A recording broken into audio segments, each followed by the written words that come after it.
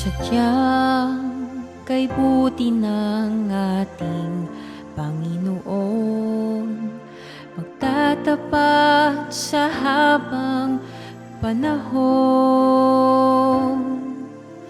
Maging sa kabila ng ating pagkukulang, biyaya niya'y patuloy na laan.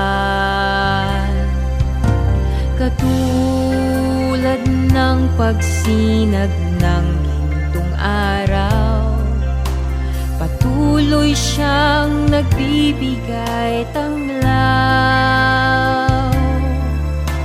Kaya sa puso ko't damdamin, katapatan niya'y